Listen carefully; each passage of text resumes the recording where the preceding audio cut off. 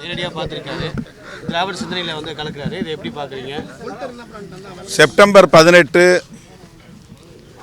ரெட்டமலை சீனிவாசனாரின் நினைவு நாள். அவருடைய திருவுடல் அடக்கம் செய்யப்பட்டிருக்கிற ஓட்டேரி இடுகாட்டில் அவருடைய நினைவை போற்றி உரிமை களம் என்கிற ஒரு நினைவிடத்தை விடுதலை சிறுத்தைகள் கட்சி 2000 ஆண்டில் நிறுவினோம். அன்றைய தமிழ் மாநில காங்கிரஸ் கட்சியின் தலைவர் மூப்பனார் அவர்கள் இதனை திறந்து வைத்தார். 24 ஆண்டுகள் ஆகின்றன. புதைந்த வரலாற்றை மீட்டெடுப்போம் என்று விடுதலை சிறுத்தைகள் பொதுவாழ்வுக்கு வந்தோம். ரெட்டமலை சீனிவாசனாரின் மகத்தான பங்களிப்பை வெளிச்சத்திற்கு கொண்டு வந்தோம். விடுதலை சிறுத்தைகளின் முயற்சியால் ரெட்டமலை சீனிவாசனாருக்கு செங்கல்பட்டு மாவட்டம் மதுராந்தகம் அருகே அரசு மேலும் ஒரு மணிமண்டபத்தை எழுப்பியிருக்கிறது. அவர் பிறந்த கோழியாளத்தில் விடுதலை சிறுத்தைகளின் தனிப்பட்ட முயற்சியிலே அவருக்கு மணிமண்டபம் எழுப்பியிருக்கிறோம். புரட்சியாளர் அம்பேத்கர் அவர்களின் சமகாலத்து தலைவர், சொல்லப்போனால் அம்பேத்கர் அவர்களுக்கு முன்னோடி மூத்த தலைவர். அவரோடு வட்டமேசை மாநாட்டில் பங்கேற்று வயது வந்த அனைவருக்கும் வாக்குரிமை வேண்டும் என்று வாதாடி அதை வென்றெடுத்தவர். சமூக நீதிக்கான குரலை தொடர்ந்து அழுத்தமாக ஒலித்தவர். தன்னை விட 30 வயது இளையவர் என்றாலும் புரட்சியாளர் அம்பேத்கர் அவர்களை தன்னுடைய தலைவராக ஏற்றுக்கொண்டு அகில இந்திய அளவிலே ஒடுக்கப்பட்ட மக்களை ஓரணியில் திரட்டுவதற்கு பாடாற்றியவர்.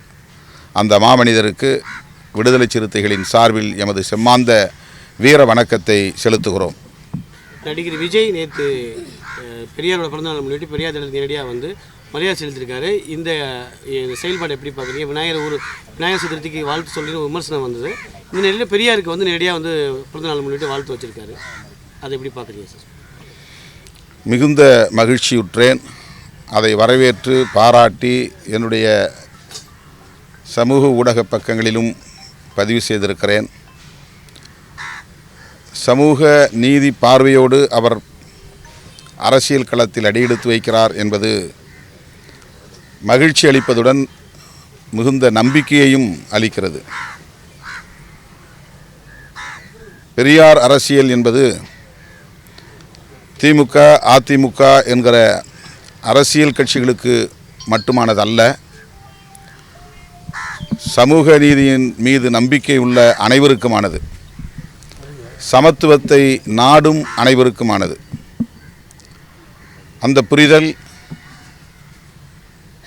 அன்பு இளவல் நடிகர் விஜய் அவர்களுக்கு இருப்பதை அறிந்து உள்ளபடியே நான் பெருமைப்படுகிறேன், மகிழ்ச்சி அடைகிறேன், வரவேற்கிறேன், பாராட்டுகிறேன். திராவிட சாயலில் வந்தால் 2 திராவிட கட்சிகள் வளர விடாதுன்னு சொல்லி பாஜக ஒரு விமர்சனம் வைக்கிறது. அவர்கள் எப்போதும் அப்படித்தான் விமர்சனம் வைப்பார்கள்.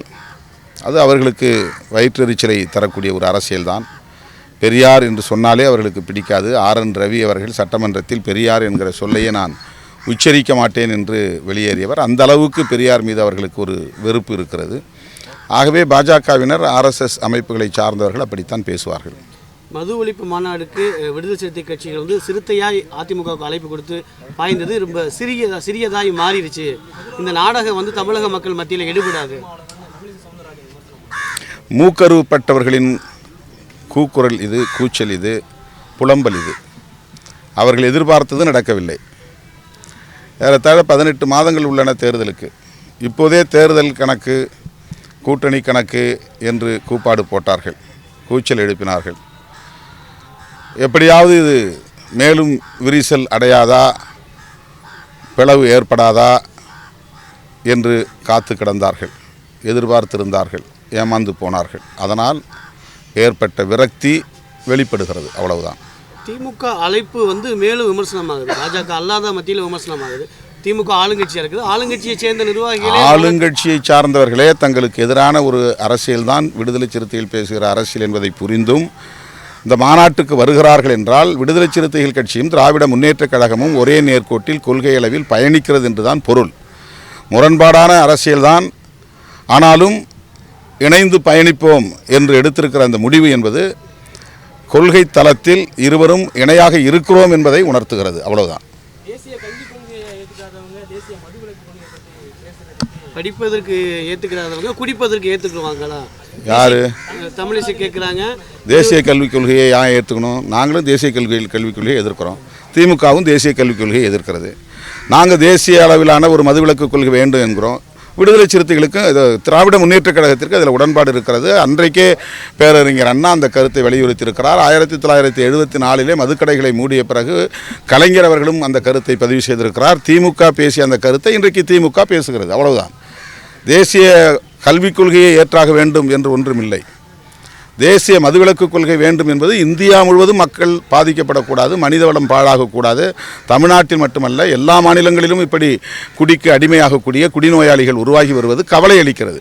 ஆகவே தேசிய அளவிலான பார்வையோடு மனித வளத்தை பாதுகாப்பதற்கு இரண்டு இயக்கங்களும் ஒரே நேர்கோட்டில் பயணிக்கிறோம். அவ்வளவுதான்.